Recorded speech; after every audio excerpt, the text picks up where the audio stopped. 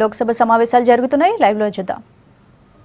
जिस तरह से पाकिस्तान पूरे दुनिया के फोरम में अलग थलग पड़ गया है, जिस तरह से ब्रिटेन की संसद ने भारत का पक्ष लेते हुए गिलगित बाल्टिस्तान और पाकिस्तान और अधिकृत कश्मीर में पाकिस्तान को कहा कि तुम गलत काम कर रहे हो, तुम गिलगित बाल्टिस्तान को एक अलग राज्य घोषित नहीं कर सकते, जिस तरह से आतंकवादी घटनाओं में परेशानी हुई है और जिस तरह पूरे दुनिया में भारत का एक इमेज बढ़ा है माननीय प्रधानमंत्री जी के नेतृत्व में, उसमें भारत को बदनाम करने के लिए एक साजिश के तहत पाकिस्तान एक ऐसा राज्य जहां की कानून व्यवस्था नाम की चीज नहीं है, जहां न्यायपालिका नाम की चीज नहीं है, और चूंकि प्रधानमंत्री के नेतृत्व में देश में एक ऐसी मजबूत सरकार है जो पूरी दुनिया में एक ऐसा सिचुएशन पैदा कर रहा है कि पाकिस्तान को एक टेररिस्ट राष्ट्र घोषित करने के लिए पूरी दुनिया आज इकट्ठा है। इसलिए उसने कुलभूषण जाधव को एक गलत तरीके से बिना न्यायपालिका का सहारा लिए हुए, भारत सरकार को बिना कॉन्फिडेंस में लिए हुए, हमारे आदमियों को भारत सरकार ने जो प्रयास किया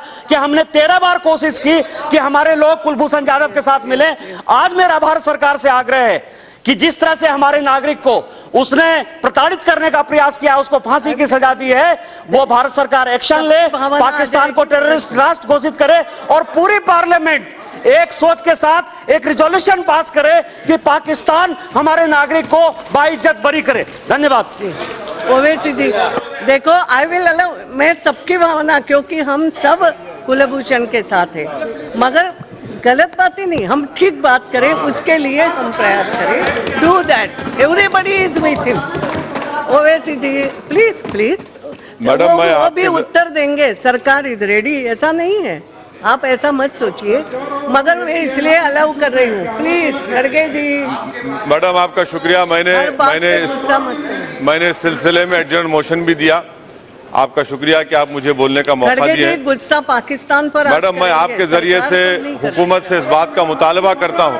साहब रुक जाओ। यस ओवैसी जी, मैं आपके जरिए से हुकूमत से इस बात का मुतालबा करता हूँ कि हुकूमत को बहुत सीरियसली इस बारे में सोचना पड़ेगा और पूरी कोशिश करना पड़ेगा कि हमारे हिंदुस्तानी शहरी की सबसे पहली जान बचाई जाए। ये बात बिल्कुल सही है कि 13 मरतबा हमने कोशिश की, काउंसलर सर्विस को उन्होंने नहीं दिया। पाकिस्तान की मिलिट्री अदालत एक अदालत नहीं है बल्कि एक बनाना अदालत है, जहां पर बगैर किसी एविडेंस के, बगैर किसी प्रूफ के उन्होंने फैसला दिया है। यकीनन इस शख्स को, हमारे हिंदुस्तान के शहरी को एक धोखा देकर ईरान से उसको पकड़कर लाए और सारी दुनिया के सामने इस तरह का एक नाटक कर रहे हैं। तो मैं सरकार से इस बात का मुतालबा करता हूं कि आपके पास बहुत बड़ी ताकत है, आपके पास इन्फ्लुएंस है, आप उसका इस्तेमाल क्यों नहीं कर रहे? और मैं यहां पर सियासत नहीं कर रहा हूं, आपको तो मालूम होना चाहिए था कि इस तरह का फैसला आने वाला है। तो इसलिए बेहद जरूरी है कि क्या ये सरकार पूरी कोशिश करेगी नहीं करेगी इस हमारे हिंदुस्तानी शहरी को बचाने के लिए, क्योंकि ये एक बाइज्जत शहरी है और इसकी जान बचाना हम तमाम की जिम्मेदारी है। मैडम मैं फिर से मुतालबा करता हूं कि इसकी जान बचाई जाए, सरकार अपना इन्फ्लुएंस इस्तेमाल करे, चाहे वो इंटरनेशनल इन्फ्लुएंस हो, और उसको वापस लाने की पूरी कोशिश करें। जयप्रकाश जी, अब बिल्कुल एक मिनट केवल साथ में हो जाओ, दैट विल बी बेटर। अध्यक्ष महोदय, आपने बोलने का अवसर दिया, बहुत बहुत धन्यवाद। कुलभूषण को सजाए मौत की सजा पाकिस्तान ने दिया।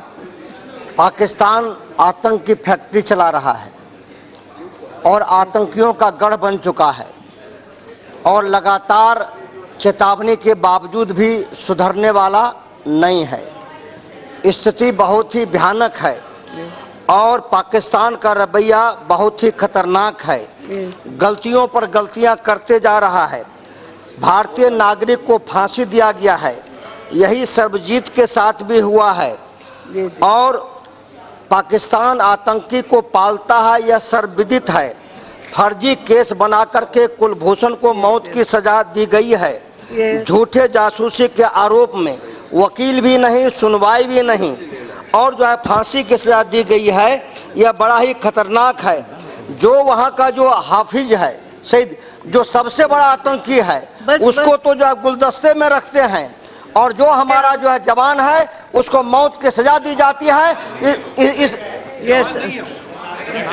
जौगत राय जी, हाँ जवान, प्लीज प्लीज। प्रेमचंद, सौगत राय जी, मैं दूंगी। सौगत राय जी, बस हो गया, प्लीज नो भाषण। Saugata Rai ji, 1 minute please. Yes, नहीं बस हो गया, please Madam, don't give much भाषण। Madam, I join the other members in condemning the order by a military court in Pakistan, the death sentence on Kulbhushan Jadhav. Yes, Since the Pakistan government did not and were not able to prosecute him in a normal court, his trial was held secretly in a military court. So far, Pakistan has not produced any proof of his involvement in any espionage activities. In fact, it is said that he was arrested from Tehran, which has no connection to Pakistan. The Kulbhushan Jadhav was a former Navy commando who had retired and was in legitimate business in Iran. And if he would be involved in espionage activities, he would not be having Yes. an Indian passport as he was carrying. We think, we condemn yes, this attitude of the Pakistan authorities. We are happy that the Foreign Secretary, Mr. Jaishankar, has issued a démarche to Pakistan yes, and has totally criticized yes. this very wrong step by the Pakistani authorities. This shows that Pakistan, which harbors so many terrorists like Hafiz Saeed, Yes. the Jamaatul Ulema Hind, Yes, yes. Masood Azad, Yes. who was released from India, Yes, okay. it is So- taking vindictive action, Sure, but- vindictive okay. action against Indians. Yes. The Indian government has held back the release of some Pakistani prisoners on this ground. The government must realize that Yes, the whole country Pandit. is behind it Vaidyanatha Panda, हो गया। criticizing. Thank you, ma'am. Vaidyanatha Thank you. Panda. We could, Please be This brief, news- everybody. This Yes. news of death sentence on Kulbhushan Yadav in Pakistan in yes, secret without following the norms of justice is yet another example of that country's shameful behavior. Madam, this is an issue on which the whole House stands united. Yes. This is not a question where any of us are government or any of us are opposition. We are all Indians, madam. And we must recognize that Pakistan is not a normal country. It is not a normal country because the foreign policy of that country is not run by the elected government. It is run by their military establishment, particularly when it comes to India. Yes. This is a deliberate provocation by their military establishment to continue to destabilize relations with us. In this, we must all stand united that our dealings with Pakistan must be on multiple fronts. We must respond to this provocation with strength. We must separately deal with their elected government and their civil society. And we must take up the case not just of Kulbhushan Yadav, but all such injustices in the World Court and in places like the United Nations. Yes, thank you. Vinayak Raut ji. महोदया, Yes. Bharat के खिलाफ पाकिस्तान की जो नापाक हरकतें बढ़ी है और बदतमीजी करने के जो प्रकार ज्यादातर तौर से बढ़े, उसका उदाहरण कुलभूषण जाधव है। माननीय अध्यक्ष महोदया, कुलभूषण जाधव ये हमारे सातारा जिले के रहवासी थे और मुंबई में भी कई वर्षों से रहते हैं। और पाकिस्तान ने बलूचिस्तान में उनको पकड़ने के बाद जिस तरीके से उनके साथ बर्ताव किया गया है, कुलभूषण जाधव के परिजनों ने भारत सरकार के साथ संपर्क रखने के बाद भारत सरकार ने भी कई बार पाकिस्तान से संपर्क किया और कुलभूषण जाधव को हर तरह की मदद करने के प्रयास किया।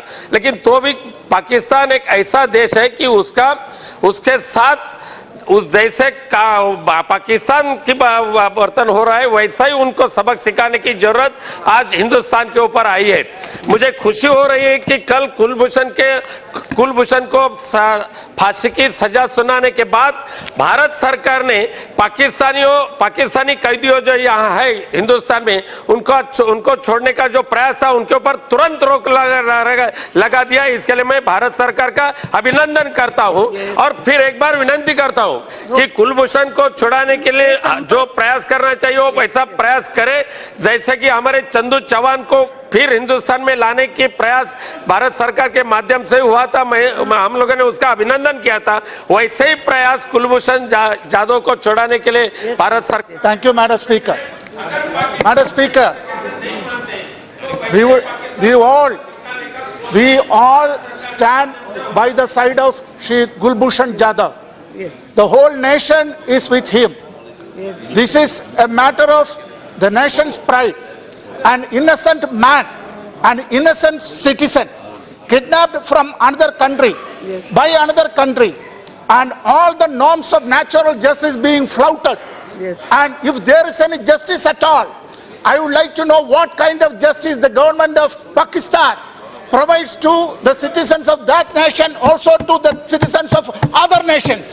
We all believe in the rule of law. Whether I am not criticizing anybody, whether Pakistan is being run by terrorists or by ISI or by the elected government, but it is a sad plight of, it is not only a sad plight of an Indian citizen, this is an unlawful act by a government.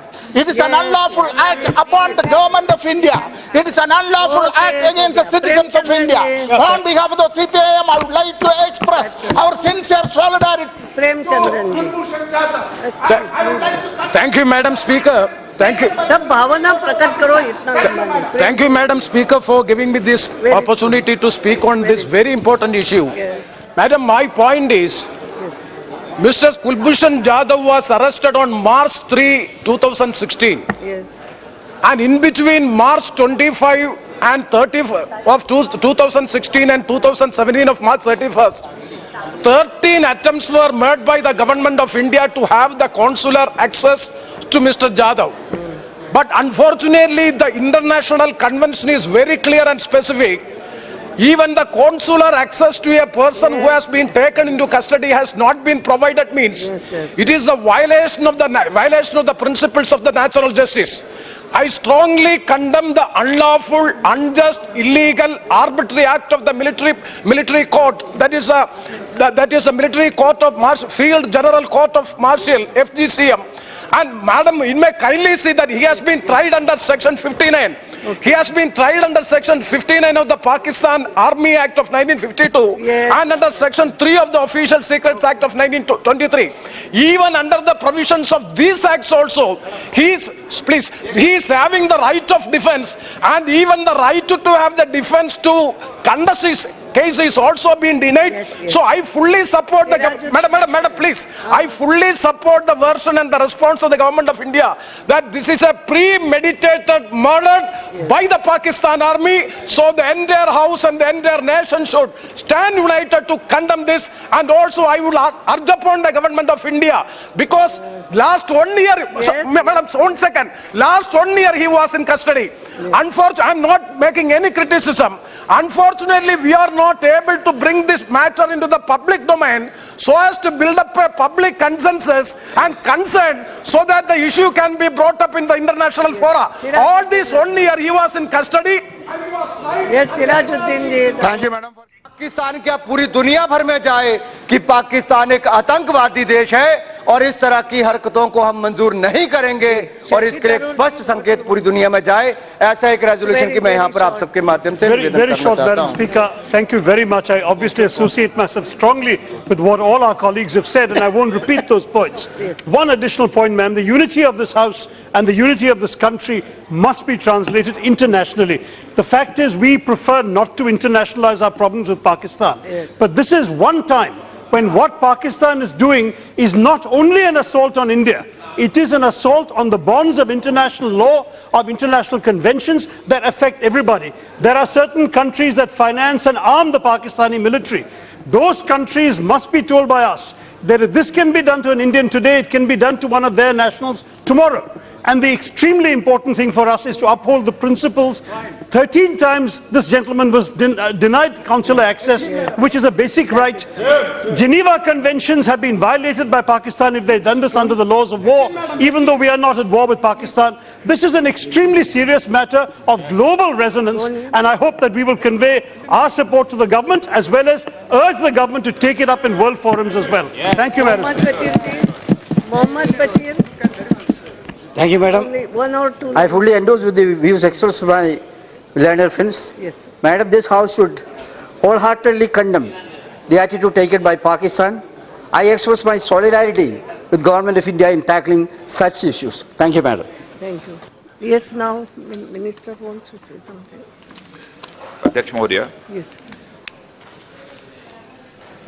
Kulbhushan Jadhav को जो फांसी की सजा पाकिस्तान में दी गई है, उसको लेकर पूरे सदन ने केवल चिंता ही व्यक्त नहीं की है, बल्कि पूरे सदन ने आक्रोश व्यक्त किया है। और इस समय कुलभूषण जाधव को जिस तरीके से फांसी दी गई है, जाधव बोलते हैं, मैं जाधव ही बोल रहा हूँ। कुलभूषण जाधव को जिस तरीके से फांसी दी गई है, तो फांसी का आदेश किया है, फांसी दिए जाने का आदेश किया गया है। फांसी दिए जाने का जो फैसला लिया गया है, उसको लेकर सदन ही नहीं बल्कि सारा देश, अध्यक्ष महोदय, उससे चिंतित है। जहां तक कुलभूषण जाधव का प्रश्न है, जैसा सभी सम्मानित सदस्यों ने बतलाया कि वह इंडियन नेवी के एक रिटायर्ड ऑफिसर हैं और उसके बाद चाबहार ईरान में वो एक छोटा मोटा बिजनेस करते थे और स्थानीय ईरानी सिटीजन उनका वह पार्टनर भी था और उस बिजनेस के सिलसिले में ही वो तेहरान और चाबहार अक्सर आया जाया करते थे। मार्च 2016 में अध्यक्ष महोदय, पाकिस्तान की सिक्योरिटी एजेंसीज के द्वारा उन्हें किडनैप कर लिया गया है और उसे पाकिस्तान मीडिया के समक्ष भारतीय एजेंसीज के स्पाई के रूप में उन्हें प्रस्तुत किया गया। पाकिस्तानी मीडिया को ब्रीफ करते समय पाकिस्तान की अथॉरिटी ने ही, अध्यक्ष महोदय, यह कुलभूषण जाधव के संबंध में यह कहा है कि कुलभूषण जाधव के पास एक वैलिड इंडियन पासपोर्ट मिला। अब यह बात समझ में नहीं आती, कुलभूषण जाधव के पास यदि वैलिड इंडियन पासपोर्ट मिला है तो वह स्पाई कैसे हो सकता है, यह बात समझ में नहीं आती है।